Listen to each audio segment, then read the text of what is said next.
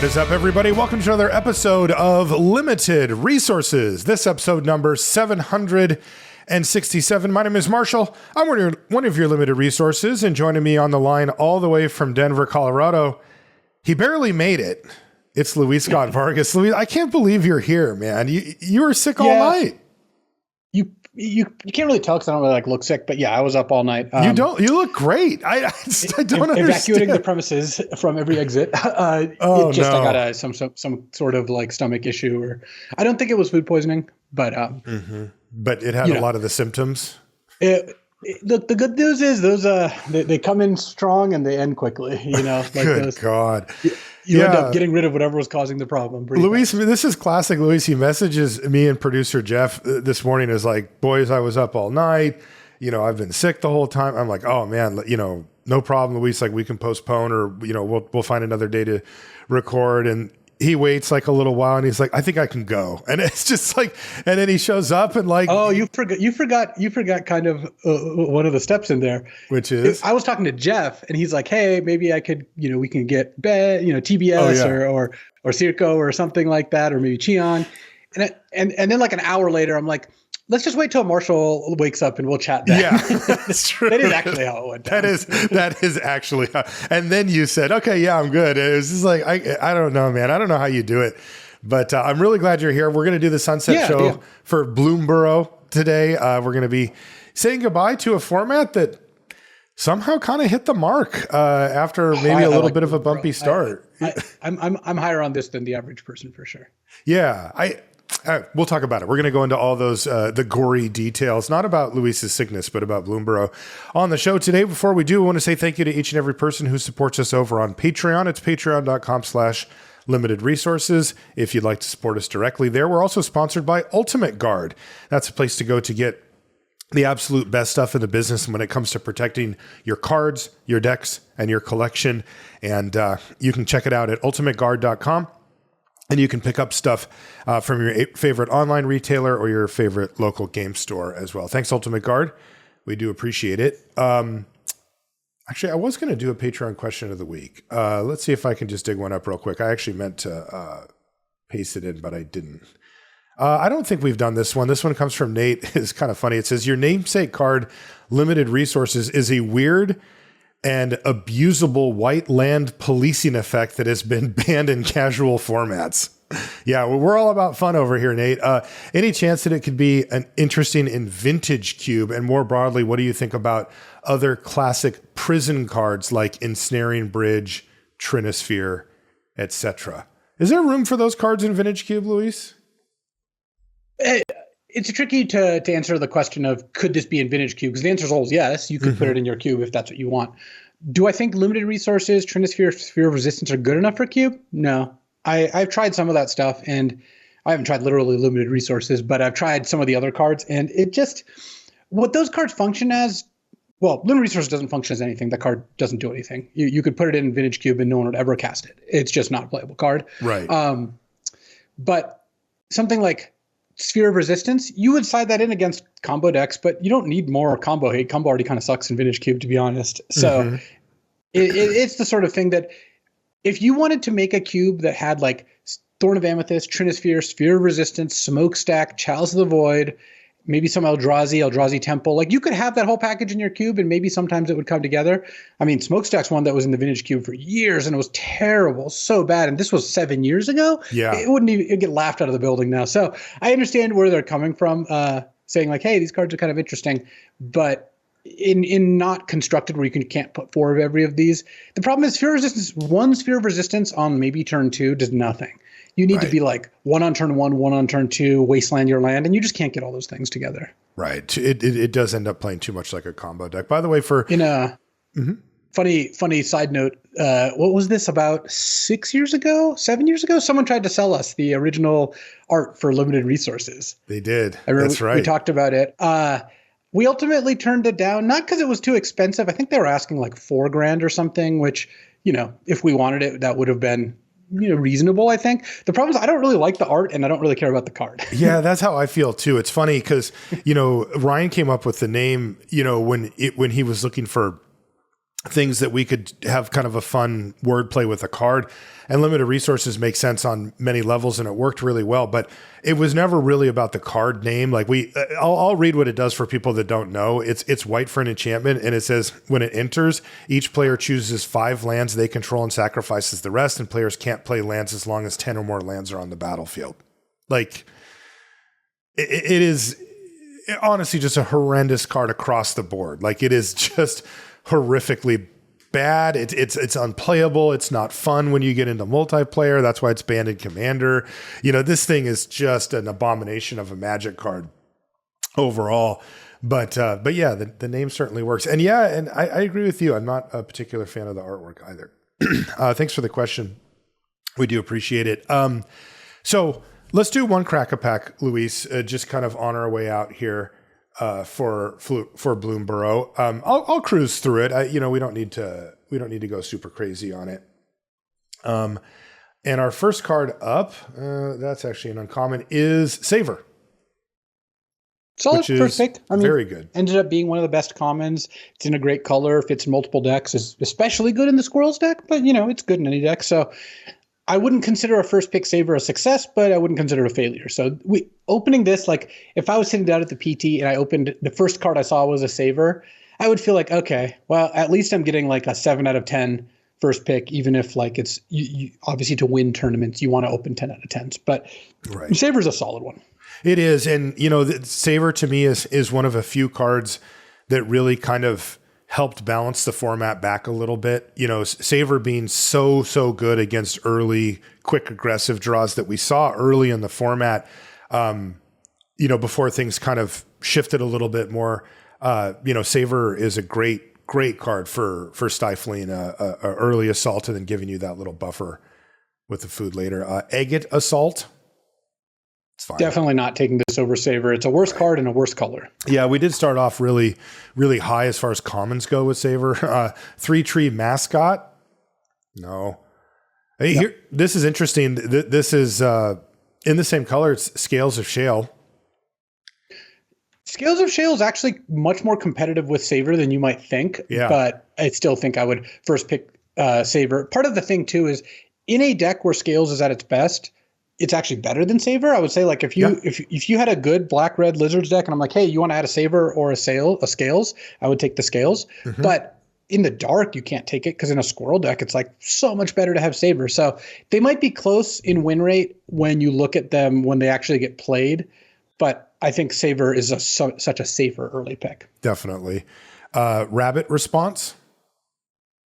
Response is another kind of card which is really good once you know you're there. And honestly, one of the biggest reasons that I think Bloomburrow, like one of the biggest criticisms you could levy against Bloomburrow is that the draft portion is not the most interesting because you often, let's say that set this pack aside. Let's say you first picked a Harvest Right host, right? The rabbit, uncommon, great. Second picked a carrot cake, you're rolling. And now third pick, it's like, do you take a rabbit response or do you take like a slightly better common that's more general? Well, you often are going to want to take like the rabbit cards. And then once you're deep into rabbits, you don't care about cards that don't say rabbits that much. And right. That's a little bit on rails. So right now I'm just taking Savor to stay open. And it's also better than rabbit response, but rabbit response is the kind of card.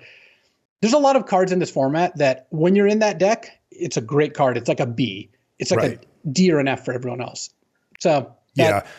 It's also a little random how much of those you get rewarded with over the course of a draft. Like you can do all your best to try to like find the open lane. If you get a 5th pick Harvest Right host and switch into rabbits, I would say you've earned your 7th pick Carrot Cake. But if you just started on rabbits and then there weren't some of these kind of cards that no one else would take open, you just get the short end of the stick. Yeah, definitely. And when it comes to cards like Rabbit Response, you usually want one. Right, yeah. Where like if you're talking about cards like Savor, if your deck's busted, sure, you'd play 3, but most rabbit decks you just can't do that. Right, most of the time you can't. Where cards like Savor and even Scales of Shale in the right deck, you would play 3 without thinking. Next is Runaway Together. Meh. It's an extremely medium fog card that I wouldn't. There's a class of cards that I basically wouldn't take over anything real and. Runaway Together's there where like, yeah, there's some decks you play and it's good, but you just get one 11th pick all the time. Yeah, when I look at cards like this, I look at, cheap interaction and some synergy. So there's a lot to like there. But the reality of actually playing cards like Runaway together is that it's very difficult for these to knock out an already synergistic piece. Like if you're playing Frogs, to knock out some other piece that will actually do more things just on its own and contribute to your overall game plan. Where a card like Runaway Together on paper, it's like, yeah, there's some things to like here and it fits in the Frogs deck quite nicely. And that deck doesn't have all that much interaction necessarily. And, so you can like a lot of things about it. But when you have your deck laid out in front of you and you're actually making cuts, this is one that gets booted most of the time.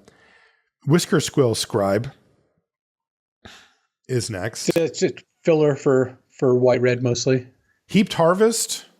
We did end up liking this for squirrels, right? I think it's good in rabbits too.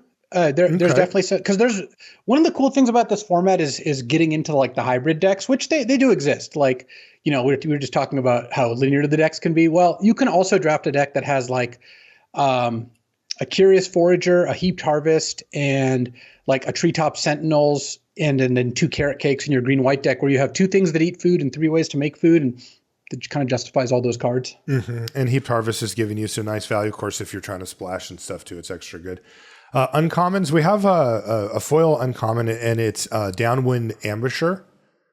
Card's good. That's a great card. That's the best card we've seen so far. I would be happy to first pick that. Yeah, every single time that thing comes down, some combat is being lost in a way that is disadvantageous. Also, Flash on a 4/2 can change math pretty quick too.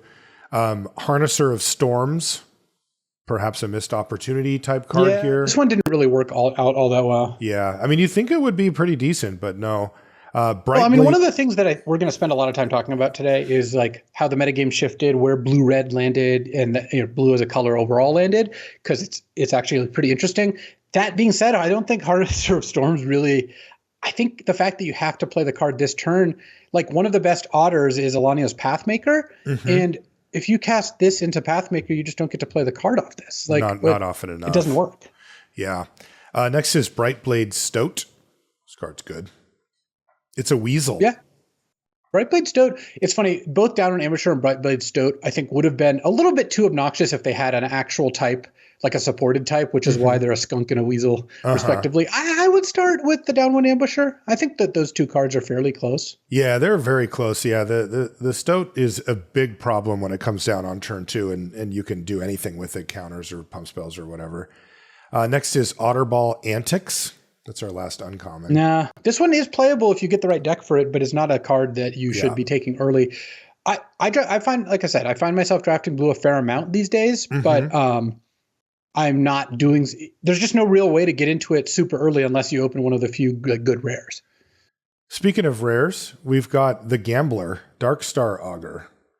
Oh, I do like that one. Yeah, I definitely had multiple opponents just say, okay, I'm just going to, because I offspringed it and they're just like, all right, I'm not going to attack anymore. And let's see what happens. That doesn't work though. Like, no, it did not work. I've played with and against this card a lot. And I've also played a lot with Dark Confidant against it in limited as well as constructed. My overall conclusion is it does not work to try to let them die off their own Dark Confidant cards, because they have drawn too many cards that at some point when they're up 5 or 6 cards, they'll just be like, okay, I'll kill my own Darkstar Augur. I'll kill my own token. I'll do whatever. And then they're just up 6 cards on you, and you also didn't attack them a bunch, so they have that extra life. Totally. So it happens all the time. It's end step, Darkstar. I'll bounce the token, or I'll kill my Augur, and they're just like, oh, there goes my whole entire game plan. It's like they went from 15 to 7 off of this card, so they drew like 6 cards or 4 cards off it or something, right? And you're like, okay, I'm not going to attack them, and then they're just like, end of turn, savor my token. Yep. Untap, reveal a 2-drop, go to 5. I still have a food in play, and I have the whole hand of cards. Like it doesn't really work. Totally. And then they kill 2 of your things, and then they kill you. What do you like here? You like the Augur? You like the Ambusher? I'd take the Augur. Yeah, I would. I think Augur is a little bit better than Ambusher, and it's more fun. Yeah, it's also just really good. Like it is a 3-mana 2/3 flyer with major upside, and then the kicker's pretty cheap too. Okay. So there's our last Cracker Pack. Not too bad. That was a pretty good one. Let's get into the actual Sunset show here. If you can summarize the set in one sentence, what would it be? Honestly, for me, it was that it's kind of a slow burn. Like I think that I Mm-hmm. guess what I ended up putting was a deceptively fun format. Mm-hmm. The first week of Bloomburrow, it was a bit of like, oh man, this format is like super on rails. Blue seems really bad. The format's super fast. Like, I don't know about this one. This doesn't sound like it's going to be good. And somehow this has actually probably cracked my like top couple sets of the year. Like, it's not Okay. like we get a million sets, but like I liked Bloomburrow a lot actually. Okay. It ended up like I said being a slow burn. Like once after, like I was having more fun in the format in week 3 than week 1, which is not always the case. Sometimes there's formats the first 2 weeks are the most fun, you know. Yeah. Yeah. For me, it was fast, but good. The format ended up being pretty darn solid for what it was. I definitely had similar vibes to what you described early, where I thought this feels a little bit like a core set to me, right? Where there's a couple of interesting mechanics, but they're not interesting in the way that I would hope, where like they give you a bunch of choices or make you think a bunch or, that type of thing. It was more on board type stuff, right? Like things like Offspring or like, hey, look, I have another one, right? It wasn't interesting. It was just, a solid type thing. And if you looked at the headliner mechanics, particularly for the decks that did well overall, and really particularly for the decks that did well in the first, say, 2 weeks of the format, they're all on board, get you dead. They're all obs on too. They're what? They were basically all obs on exactly. color pairs as well. Right. And so it felt like the format was going to be narrow, and it felt like it was going to be fast, and it felt like it was going to be really straightforward. And the truth is, I don't mind two of those two. You can pick any two of the three there, and I'm probably fine. Like, I really was a big fan of core set drafting when they had it. And it felt somewhat similar to this, where it was heavily combat based. It was heavily on board based.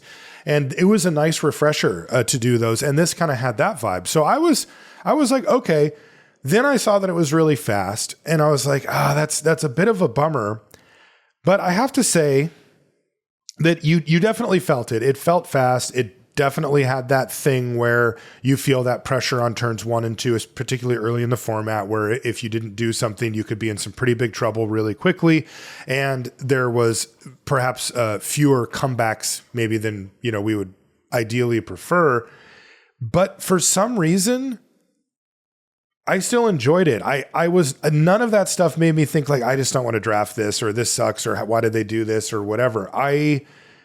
I just sort of stuck with the format enough that it was like, this is fine. And then, we'll go through it as we go, but this format really is kind of like a hallmark for draft being self-correcting. And we're going to go into details on that, but it really felt that way as we played out. And with that in mind, what were the best archetypes? What turned out to be the best archetypes? Well, it's an interesting question, because depending on the time period you're talking about, and also like the player cohort you're talking about, it could actually change quite a bit. I think that green and black are the two best colors to start in, and I like, and white's okay too, but green and black I think branch out into the most good color pairs. But initially it was kind of like green black, green white, and some amount of white black, and then red black has kind of like ahead, with blue and all the blue pairs being fairly behind except frogs, with blue white and blue red especially really stinking it up, and then blue black being okay, with red green as the last pair being like just okay as well, but or red green and red white, I guess red white's a little better than red green. But anyways, as it's all kind of balanced out, this is like one of the strongest arguments for draft being self-correcting. The set ended up such that I think you can be pretty much any color pair and be fine. There are some worse, some that are better, some are worse. Like in the dark, I'd rather be green black if it's open than I would, red white or blue red or whatever. Yeah. But you can kind of end up draft all 10 color pairs. Like they're all viable. That's awesome. Most formats do not end up there. I still think it's harder to get into some of them, like red green or like blue. But you can certainly end up there, and those decks can certainly be fine. Yeah, I think that this really put a big emphasis on the idea of not only draft being self-correcting, but when it's appropriate to go for a color pair that's less desirable or has fewer options, right? One of the great benefits of playing, like you mentioned, green black in the format, is that you get access to a deep pool of cards. You know, if you just take what we would consider playables or the better cards in those colors, by the end of the draft, you're going to end up with a pretty deep deck that has a relatively high power, a relatively high floor as far as its power goes. Where if you try to brave it and draft blue, white, or something like that, you are not. And so generally speaking, that translates en masse, you know, to the wide player pool to blue, white sucks, right? And you shouldn't draft it. But if, you know, we did a little digging around here for the Sunset Show to take a look out of curiosity about how things had changed later in the format. Normally, you know, one of the resources we have is 17 Lands has breakdowns by color pair and even further than that. And that is a nice snapshot to be able to use. And if you use it, you would come away thinking that, for example, blue-white Azorius was effectively terrible. It was the second worst performing archetype overall, and it's a significant drop off from the 8th to the 9th and 10th archetypes, the other one being blue-red at the bottom. But Luis was saying, well, you know, people are drafting it more, or it's showing up more.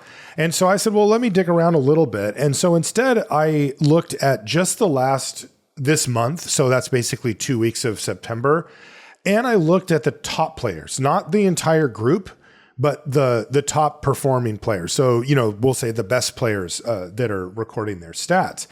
And if you do that, you see that Azorius is currently second among all of the 10 archetypes. The 10 color that's pairs, wild. Which is way higher than I thought. But there's a key here. There's a key distinction.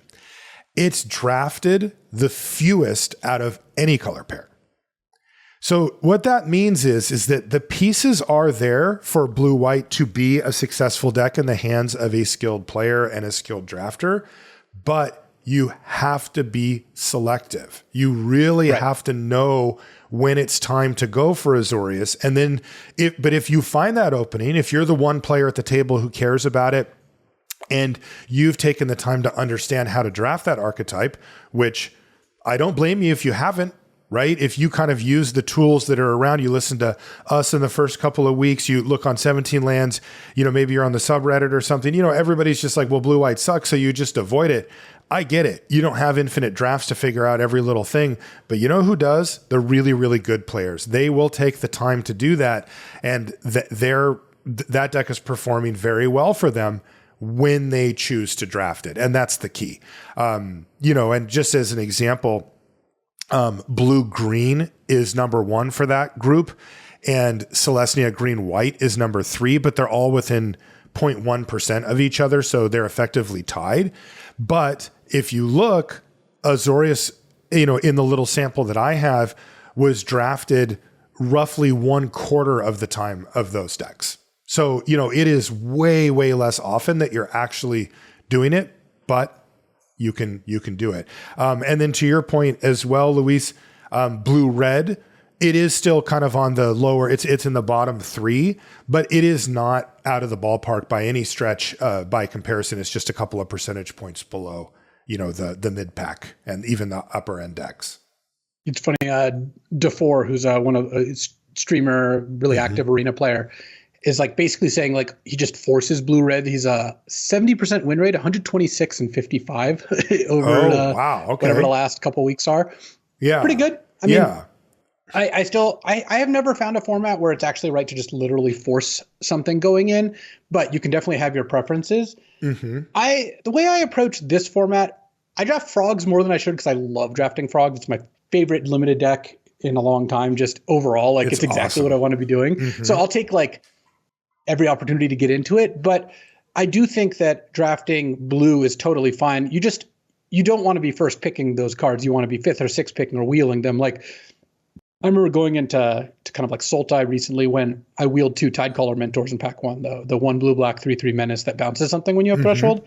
And like that was a sign to me that I should be in blue-black. I think if you wanted to approach this format, like you said, with less preparation, yeah, you could draft one of the like more easy to get good decks. You don't need to go into blue-red or blue-white or whatever, but it's cool extra depth for those who are drafting more. So I kind of view it as like everyone gets what they want, which is one of the cool things about Bloomburrow. We're kind of talking through the whole format now instead of later, but it's fine.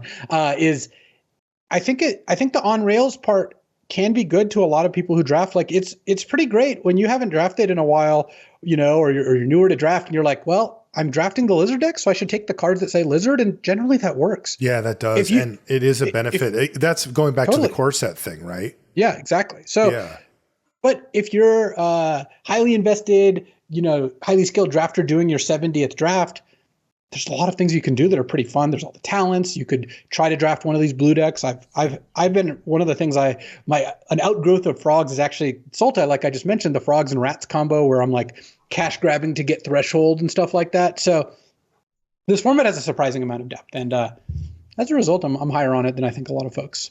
Yeah, and this is one of those ones where you really had to stick it out. If you took the assumptions, which I think you weren't unreasonable if you had some of these assumptions in the first, say, 3 weeks of the format about it being fast on rails, blue being bad, etc. You missed out a bit. I really believe that because, if I could describe to you, Luis, a format that kind of had both, right? If I could say, well, there's some more obvious archetypes, that have more blatant synergies and where the overall card quality is just kind of good and you could just kind of grab on and go and you're going to come out with a pretty good deck to serve, again, people who don't draft as often or who are new to it, like you said, Luis. But if you want to get into the weeds with this type of format and you want to really explore what's there and keep yourself open, you actually could draft any of the decks given the right circumstance during the draft. That doesn't come together like that very often. And if you get both, that's great. I mean, that is a very difficult thing to do from a game design standpoint. What cards were we most wrong about during the set reviews? The two that really stood to mind were Carrot Cake, which I think we knew was going to be a solid card, but ended up just being a great card, right? So I would say that we got that one wrong. And then Sunshower Druid, which, again, we respect one drops more than we used to because that's just how things go. But Sunshower Druid ended up being another card which I always want like two in my frog decks. So totally. It's a card I feel when I don't see it in packs. So it's a lot better than it looked like initially was going to be. Yeah, I think Sunshower Druid had a problem of living in the shadow of Pawn Prophet, right? Where it's like, that's what I want to be doing. But it turns out that Sunshower Druid really did good work on its own as well, and held its own in that deck. What were some of the most underrated cards? I think that even now, Builder's Talent and Blacksmith's Talent are a bit underrated, especially Builder's Talent, because it's not incredibly obvious what you're supposed to be doing with that. I really love that card. Scales of Shale still probably gets a little bit less respect than it deserves. And then you put on Sonar Strike and Daggerfang Duo. I think those are both very solid cards. Yeah, I think they are too. But Sonar Strike, especially early in the format, was like, oh, it's one of those conditional removal. Like you really don't want to mess with it. But it actually ends up fitting the format, quite well. What were some of the controversial cards? Thanks, Marshall. Thoughtstalker Warlock. It wasn't controversial. I had like multiple bad experiences with it, and I was kind of down on it. But obviously, as I played with it more, the card is great. I think Gossip's Talent is a bit controversial because that's a card that both gets played in decks where it shouldn't, and also is really good in decks where it should. So you kind of have to know when it's good. It's not just a card that is good or bad, Yeah. What was your favorite artwork? There was a lot of good artwork here. I liked Cash Grab. I just liked the squirrel jumping out of the tree. Yeah, get that nut by Loic Canavagia. Looks Italian? Maybe. No, I don't know what the double dot above the eye. Yeah. Great art either way. I appreciate it. Yeah. My favorite was Bushy Bodyguard by Andrea Paparo. This thing, I love squirrels. That's like one of my favorite animals, and I love animals. So squirrels are very high on my list. And this was one, where Andrea went for the, like, it looks like a squirrel you might find in your backyard. It's just wearing like battle gear, basically. And I like it when you keep it that real. I thought that was really good. What were some of the best build around cards in this set? There's some of the threshold cards. Mind Whisker was one of the best Man, payoffs. I saw you destroy people with Mind Whisker so many times. Yeah, you had that it's run. a good card. Yeah.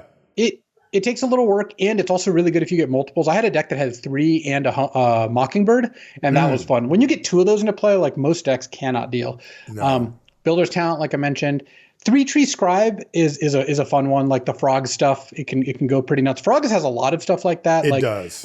They have Clement the Worrywart, like bouncing your Sun Shower Druids and all that stuff. I really liked starting a draft with Wix Patrol or Feckin' Green Shell. And I know that the Green Shell is just like a bomb. So obviously I like starting with that. But what I mean as a build around is when you take a card like Wix Patrol or the Green Shell, where if you cast this card, you're in really good shape. If you cast it multiple times, you win. You can draft a deck around it. You can draft mostly black-green with a little bit of ramp and some like Hazel's Nocturne or other ways to get cards back from the graveyard. And it's kind of like Crabomination and MH3. When I first picked Crabomination, the deck I drafted was just the Crabomination show. Totally. Like that's what I tried to do. Right. And Find these it, get it in the yard, to do it. Regrow it, recast it. Yeah. And yeah, Wix Patrol is the same. I always felt the same. Those are the best types of cards too, because if you just cast Wix Patrol, you're happy. But like if you ever get to buy it back and do it again, it just gets dumb. Did Jolly Gerbils ever work for anybody? Did you ever? Yeah. So I think Jolly Gerbils worked if you kind of set it. Didn't think of it as like a build around, like a Builder's Talent type card, and more thought of it as a 2/3 that sometimes drew a card. Because that's pretty good. A 2-mana 2/3 that draws a card is a fantastic card, right? Okay. But less on the all-in build around. Yeah, because I've had a couple Jolly Gerbils decks where it was really good, but I've never had a deck that was like 3 of these and 12 gift cards. It's more like you pick up a Gerbils and you want to play a Crumbelievable anyway, so you got a couple of Crumb and Get It's, and sometimes they combine and it's great. What about Heirloom Epic? I had one person kind of wreck me with that card early in the format, but then I didn't really see it much beyond that. Did that end up being a build around that was desirable? Yeah, it can be good. That was a little bit more of a win more card because it's at its best in the really good Rabbit decks where you have a lot of token making. But my buddy Mac, who I cube with, he won 2K in the Arena Open with 2 Heirloom Epics and a green-white deck, and just every game he just drew 5 cards off them. So it has its moments, but it's also not that great of a card. And what about Stocking the Pantry? That's another one, which I think is pretty fun. I've definitely gotten wrecked by it before. Like I played against someone who had like Stocking the Pantry, Sun Shower Druid, and was just like bouncing it and going off. And I've had it be good in some decks, but I think the number of times I select Stocking the Pantry during a draft and the number of times it ends up in my deck is like pretty not that close. Like I'll often take it speculatively with 3 cards in the pack and not run it. Yeah. Which card still looks good when you read it, but it just doesn't see that much play? Plume-Creed Mentor. Oh my God. The white-blue uncommon looks really strong. It does. I've really not seen that card be good. Yeah, totally. I think that card is good. It just like maybe doesn't have a home often enough or something. Same thing with the I forgot what it's called, but the 2 and a blue that you can kick and you get 2 flyers and they jump things and all that. Finch Formation should be good. Sunspine Lynx is a card that looked really good, and it's just like, I don't know, I guess just a whole bunch of stats with some random extra stuff doesn't quite cut it here. Was this a Prince or a Pauper set? I think this is a Pauper set. The rares were good. I mean, there was good rares. Every set has them, but you could have this wasn't one of those sets where at the end of the draft, when you have no rares in your deck, you feel like you can't win, whereas some sets definitely feel like that. Yeah, and that's a hallmark of a Prince set is when you feel that way. And another hallmark of it is when there's at least a few rares around that you feel that you couldn't have beat no matter what. Like you could have just flipped your deck and said like, I just don't have answers for that. And that wasn't really the case here either. It's a bad card, but I love it anyway winner for you? Mind Spiral is a card which I rarely even got to play because blue has a lot of ways to draw cards that aren't just a pure card draw spell, but it is a card I really do enjoy casting. Yeah, it just got pushed out, by the frogs, right? Like just Pawn Profit replaced it basically. I don't know if bad card might be a little strong, but not as good as it looked, at least when I first saw it, is Lunar Convocation. I've got to play the card a few times and I really like it. I think it's really cool. It's an interesting design. It fits really well in the Bats deck and stuff. But it's not a hammer. You know, it's not like a great performer by any stretch, but I love that type of card that you get it down, it's hard to interact with, and you have a long-term game plan, right? Like if I can just start activating this thing, get a bunch of extra cards, gain a bunch of life, and then, you know, I can kind of run away with the game. But again, I think I overvalue it is the issue. What's the I literally never win with it, but it always seems to beat me card? For me, it's definitely Wandertail Mentor. It's the red-green 2/2 raccoon that gets a +1/+1 counter when you expend. I just like don't draft red green that much, and when I do, I like draw this card on turn 7. My opponents always have this card on turn 2, and it's a 4/4 on turn 4. It's like, okay. And it's slamming and it's powering out other stuff and all that. You know, for me, it's Eddie Mark Crab. That's the big flash. It's a powerful crab. card. Yeah, and like I don't know. I guess it's because, you know, for most of the format, I was avoiding blue. I don't know. I don't think I've ever even cast an Eddie Mark Crab. But I have lost to that thing. I had a game in the last Arena Open where I got beat by Eddie Mark Crab, where my opponent, who was playing like blue-black control, basically was racing me. And I just could not figure out what was going on. I was just like, I'm going to win this race so easily. You know, I've got like Scales of Shale. Like, I'm going to just destroy. Like, there's no way. And the first game was the complete opposite. They were total control, just trying to kill all my stuff. And the answer was they had an Eddie Mark Crab to break the synergy on the race, and it did. What was my opponent played this, and now I must quit. I must win or quit Magic forever card. Portent of Calamity for me. That's the which one is that? Blue X. Reveal the top X card or exile the top X cards. Put one of each type into your hand, and if you have 4 more types, I think you can get to cast one for free. Not a good card. I've had it cast against me a few times. Never did anything. Was it bad? Yeah, I don't think anybody. It was mostly 5 mana to draw 2 cards. Is about what happened. Okay, yeah, it looks like it's pretty bad. For me, Starforged Sword, which is like expensive, doesn't do very much. It's pretty easy to handle. If somebody, you know, it's like when they're curving out and you're like, oh no, they got a forger, and then it's like Starforged Sword. You're like, okay, all right, buckle up. Here we can deal with this. Yes. What was the biggest groan test? Honestly, I think either of the green talents, either Hunter's Talent or Innkeeper's Talent. And part of it too was you didn't lose the game when the turn they cast it, but you are going to lose the game in 3 turns or 4 turns. So huge groan. It's kind of a bummer to play against that card. Sometimes it's even longer. Sometimes they play it on turn 2, like an Innkeeper's Talent, and you're like, yeah, I got to keep playing this game. And then in 7 turns, the game wasn't close. At no point was it a contest, you know? Totally. Yeah. Also, there's like this is a little deep, but you know, like, the things you grumble to yourself when somebody plays cards like this, right? Like, you know, like Hunter's Talent, when that comes down, it's like, oh yeah, you're really clever, right? Like, okay, yeah, you put a creature in your deck, huh? Good for you. Oh, you're going to attack with it now? Oh, great. You know, you get that, like, that bitterness because they got one of the best cards and you didn't, and you know, but it's like, it doesn't ask anything of you, right? It just like slots into any deck that can cast it. All you have to do is just basically spend mana. For me, the biggest groan test was Overprotect. Oh, yeah. It just solved every single problem. It won a ton of games.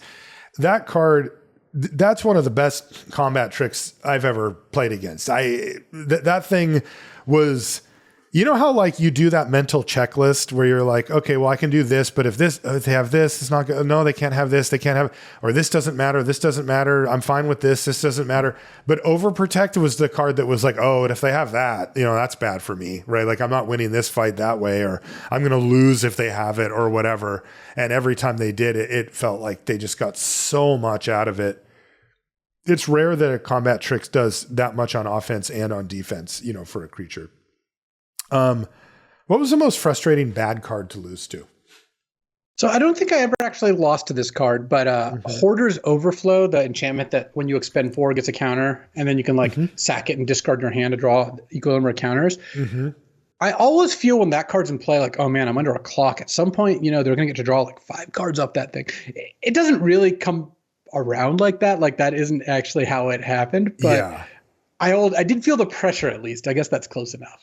Yeah, you know, for me, it's just War Squeak, which is like, I don't know. It's not a good card, but you could do a lot worse. But this is a type of card that can completely change the way the board plays out, right? Like you can feel like you're doing okay or you're stable, and a double spell turn culminating with a war squeak can blow out a board that, you know, all of a sudden changes everything. What was the bombiest bomb? What was the card you hope to open up pack one, pick one, or get in your sealed pool the most? Season of Loss. Like I think both arena opens, I got 7 wins on day one with a deck that had Season of Loss. Like the card is just absolutely obscene. It's the kind of card where like if you're really far behind, you just make everyone sack 5 creatures, basically just a wrath. Yeah. If you're kind of even, you can cast, you know, sack 3 creatures on each side, and then you draw 3 cards because you sacked 3 creatures. And if you're ahead, you can just use it to nug them a bunch. And I don't know, the card is just always great. So yeah, ended up being really, really, really strong. I think it's the best card in the set. Yeah. I think outside of the best card in the set, the one that I hope to open the most was the feckin' green shell. Just raw power plus the build around synergies and stuff made that card really, really good. Also, cards that stabilize the board always make me feel good. What was the best common for each color? For white, Carrot Cake.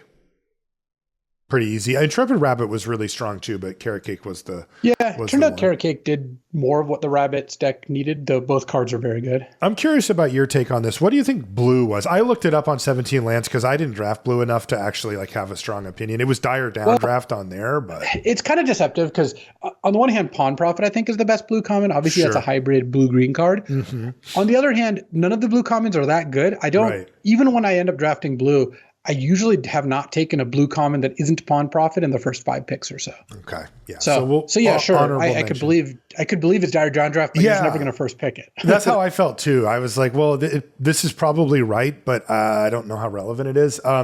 Black, Savor with honorable mention to Scales of Shale, like we talked about. Red, Take Out the Trash. Yeah. And this is the most interesting one easily. You were all over this from like day 2 of the format or whatever, but the best green common is Cash Grab. Great card. I love how much power they've been putting in these like 2 mana mill 4 putting permanent into your hand cards. Like between Malevolent Rumble and Cash Grab, like both great commons, both made the formats a lot more fun. I actually like Rumble a lot in Cube as well. Yeah, totally. And I think it's really cool when a card like Cash Grab is the best common. It shows that there's some interesting stuff happening here too. What was the mythic uncommon for this set? I had it as Hunter's Talent. Yeah, that's what I would feel too. Like I know you put a note in here that Vine Reap Mentor technically had a slightly higher win rate, but like Hunter's Talent is the card that like when they played it, it was just like, oh, God damn it. And when you opened it, you were just, all right, this is going to be a good draft here. Totally. Yeah, which I never did. What's the worst card in the set? The biggest blank, the most last picked. I have one that just feels like it's funny. Like I get the joke, but it's also like, what are you doing here? And it's Frogmite. It's like, well, there's a Frogs deck. Well, there's no artifacts. So I have Frogmite as the worst card in the set because you basically always just paid 4 mana for a 2/2. Yeah, I mean there is like Sylvan Tutor is a card like Storm Splitter. These are just Rat Colony and Relentless Rats were just like a lot of cards that just basically didn't work. But you know, they stashed a lot of these cards into like special guests or whatever they call it. Mm-hmm. So we don't have to actually see them. So that's not a big deal. Yeah, no, and it's not really that's just more for fun or whatever, Frogmite.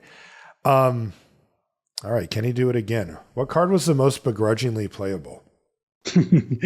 I had 2 options here: Rust Shield Rampager or Waxwing Witness. Oh, so, yeah. The Rampager's the 4/4.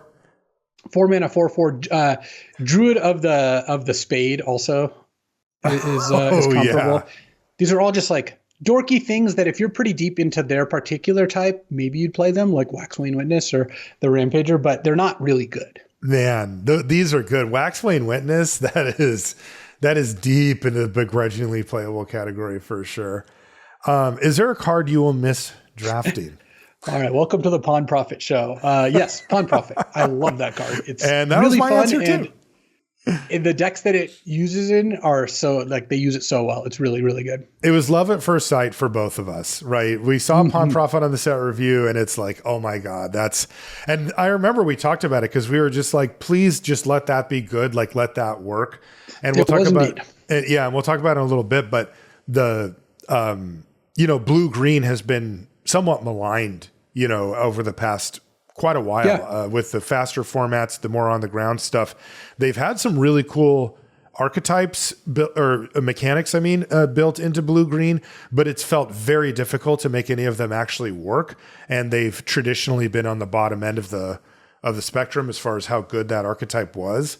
But Pawn Profit is a big reason why that's not the case with blue green in this set. What was the LSV-est card and the Marshallist card? For me, Pawn Profit, it's overpaying for stats and drawing a card, not putting a ton on the board, but putting just enough. Just dirtling away. That's my jam. It is. I liked Glarb, Calamity's Augur. Glarb. Yeah. Card. You could make it work, right? Like it was castable in blue green. You could have a couple of fixers and Glarb was worth it. Glarb was very, very solid and also just a cool card. I love cards like that. Just, pure value. What was my soapboxiest card?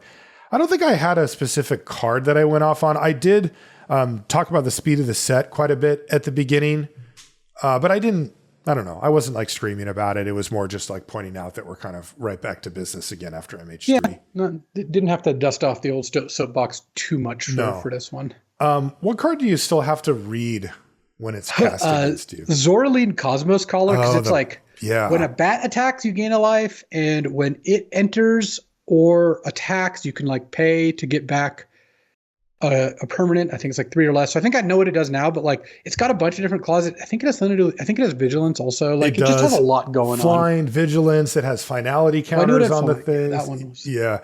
So it's got all that stuff. Yeah. For me, it was Muera Trash Technician. Sure. Which, like, I don't know. It's one of those designs where you're like, I get it. Like it's paying me for expending. But then it was just like, it has expend 8 on it. And, it's like, I think you get the top 2 cards or you exile them and you can play them or whatever. But then also it just has the random at the beginning of your first main phase, you just get like extra mana, these are things that are normally not next to each other. So I was always, all right, how much mana do you get? What do you get if you spend it? All right. Big questions from a design and development aspect. How did the set fare? How are the mechanics? What were some of the wins and losses for this set? So we did talk a little bit about at the start of the show about like how the metagame evolved, and that was definitely a big part of the story here. I do think the drafting portion is just not that great. Like the on rails part, it's helpful for some people certainly, but there's also a bit. I mean, kind of like I mentioned, where it's like, you go into pack 3, your rabbits, and just like, don't get any rabbits cards, and like the other cards don't work so well for your deck. So while it was fun to put together like Sultai Frog rat hybrid decks or green-white squirrel rabbit decks, when you were really deep into one specific type and you weren't going to splash another, and then you just get you can routinely have second, third pick, fourth pick packs with no cards you want, and that's not ideal. Like there can be 3 cards of the same color in your pack of your colors, and you might not want any of them. The gameplay was also, I think, a bit on the faster side. Like I do think the games were overall good, and that's a positive side for the format. But if you started out behind, the games just were usually a landslide. Yeah. Like if you didn't have a play on turn 2, a lot of the time it was pretty tough. Like it doesn't mean you have to have one, and not every game ends like that. But if I could slow Bloomburrow down a little bit, I think I would have. Mm-hmm. I mean, on the plus side, the like kindred or creature type matters stuff, it is a good on ramp. It is fun. It's also fun to be like, I have a rabbit deck, I have a lizard deck. That's a kind of cool thing. It ties gameplay and flavor together well. And I thought it had some decent mechanics. The talents were awesome. I loved the talents. And that wasn't even like a new thing. Like we saw those in AFR, but they played out so nicely and spawned entire decks by themselves. So that part is really cool. And then I, of course, have a real soft spot for the Frogs deck. I think Offspring is just a fine mechanic. I think Expend is not a great mechanic. It played out worse than I thought. It's kind of the opposite of landfall. Part of the reason landfall is such a fun mechanic is late in the game, you have a landfall creature out. It's like, well, if I draw a spell, I draw a spell. That's great. If I draw a land, give my creature +1/+1 in flying. That's also kind of cool. Expend is the opposite. It's like, well, if I draw a spell, all my cards work and I get the spell. If I draw a land, my cards don't work and I get nothing. They all sit there. Yeah. Yeah. Threshold, I think, is solid. I like the forage mechanic a lot. I thought that was pretty fun. Same. The Valiant, the red-white mechanic was fine. Yeah. Like not super exciting, but it was fine. The lizard's mechanic of losing life was also fine. It fit well into what that deck was trying to do and could lead to some interesting blocking decisions, but honestly, it didn't really happen that much. Usually it's like, if you can block, you do, and if you can't, you won't. The cards weren't such that you should be chumping unless you had a specific reason to. Yeah, I agree. I thought the mechanics across the board were thumbs ups, but none of them were like super exciting or super interesting. They were all riffs on things that we've had before, and they were all fairly straightforward, which is, again, that's fine. I keep going back to it, but it kind of leads to that. I think if you grade this set like a core set, it looks pretty favorable. It's got some surprising depth. The color balance ended up being okay in the end. Cool flavor. I thought that was good, and the games were pretty decent. So yeah, the Frogs deck. The reason I put it on here wasn't just because we like that deck. It's because blue green as a color pair had a win. Right, where we've had a lot of in the fast era of the last few years, that is definitely one of the archetypes that's really a casualty, as it's usually slower. It usually just has things that you want to do that take a little bit more time to set up, that don't affect the board necessarily directly, and usually that just means that they flopped, even though they can be really interesting as a concept. And this one managed to thread the needle between being able to keep up and generate that value, but also being interesting and fun and a different look. Blue-green plays out differently than any other deck in the format by a lot, but it was good enough. They pushed it. They gave us Pawn Prophet and the Druid, and those, being so cheap and bounceable and replayable. You could tell that they tried. Like, gaining one extra life there that didn't need to happen, but it was like, well, they obviously wanted to give blue-green a little bit of a leg up against the quick competition, and it worked. And I got to give them props for that, because again, it does feel like there's a few color pairs that haven't really had their time in the sun lately because of the speed of the format, and blue-green was kind of the number one, and they did that here. And you mentioned it briefly, but those talents are cool, man.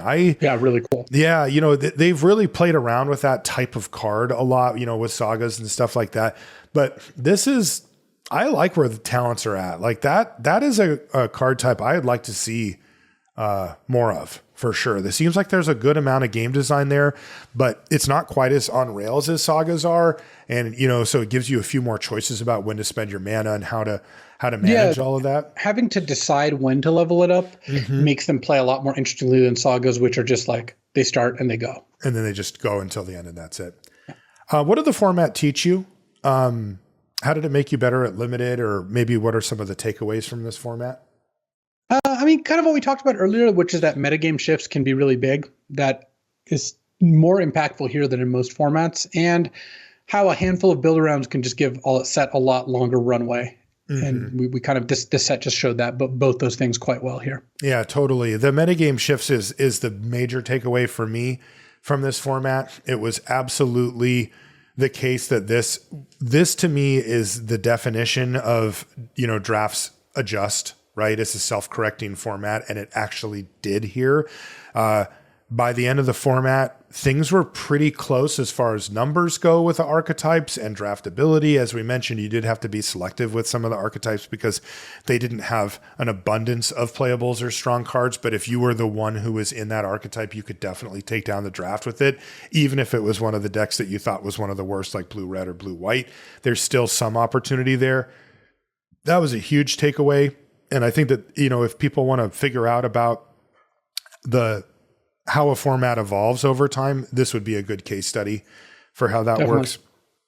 And then I really liked, look, if you're going to go basic and make it feel core set-ish, I really like that they put those parts of the set on rails. Are we supposed to say tribal now? Whatever. That part of it, where Kindred.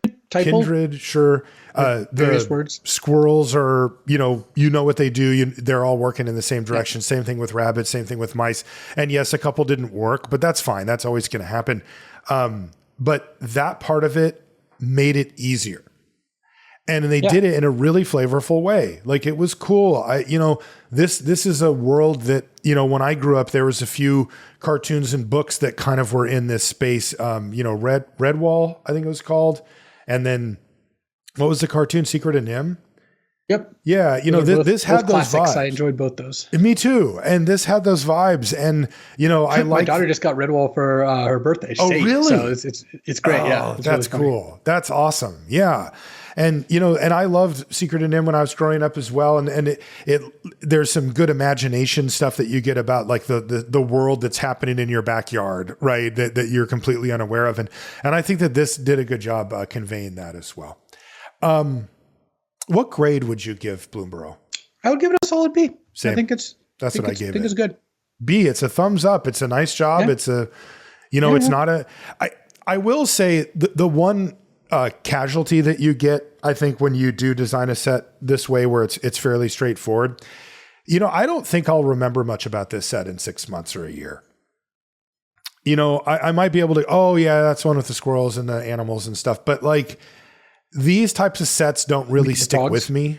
Frogs, right? That's what I'll probably, that was the frog set. Yeah. And I don't know that really matters. But there are some sets that have like a major impact where you're like, oh man, that set, you could do this, you could do that. And this one, you're going to have to remind me that this was the frog set. And I'll be like, oh, right. Okay. Yeah, that was fine. What was your favorite card in the format? It was Pond Prophet. It was Pond Prophet. It was Pond Prophet for me too. Oh man. I mean, look, dude, we love value. Like, we have a similar style in that way. So they're going to nail it with Pond Prophet. And that's what we both picked. We're going to take a very sharp turn, for Duskmorn, right? Like, the land of cute little squirrels fighting against each other is way over. Now it's going to be TV screens and Meat Hook Massacre 2s. Right. Gory messes. So, but yeah, overall, I have to say that Bloomburrow showed us that you can have a fast format that's relatively straightforward, but you can still have some depth to it, some interesting gameplay, and some variability over time as well, which I think that if you would have asked me, Luis, on week 2, if I would be saying that at this point, I would say absolutely not. Like, I kind of thought that this was going to be a format that we figured out in the first few weeks, and we kind of knew the major things about as far as color strength, speed of format, archetypes. And that would have been wrong. That the speeds stayed pretty darn quick. But the color strengths and archetypes and the opportunities there did change over time. And I think that that's probably the biggest takeaway from this set. Anything else you want to add before we take off? No, it was a good run. I think Bloomburrow was nice. I'm glad we got 2 arena opens. I think that was pretty cool too. That was cool too. I wish I would have done better on day 2 of that one. Same. Oh man, I was so close. Okay, let's call it a show there, Luis. I know that you probably want to jump back into bed and get some rest. I still can't believe I've started to flag here in the last quarter of the show. I can't believe that you did the show today, man. I think that's awesome. Let's just say it's my flu game. yeah, this is your game 6 for sure. If you want to find us on social media, I'm Marshall_LR and Luis is LSV. Pretty much everywhere you can find everything related to the podcast over at LRcast.com. Make sure you check out Luis's stream on videos on YouTube, for example. There's a link on the front there to that. We want to thank our Patreon supporters over on patreon.com/limited resources, as well as Ultimate Guard for supporting the show. That's going to do it for this episode. We'll see you next week. Marshall, you remember when I said that I would announce my retirement for the show in a sign off? Yeah. Well, I'm not doing that, but... Oh, God, don't do this, man. I hate it when you do that. The twins are about 8 weeks away, so I am going to take a bit of a leave of absence, which Marshall already knew. But yes. I'm letting y'all folks know. So we'll see what the timing on that lines up. But I have to get to bed. That's what I'm going to do now. Yeah, okay. Cheers. Good.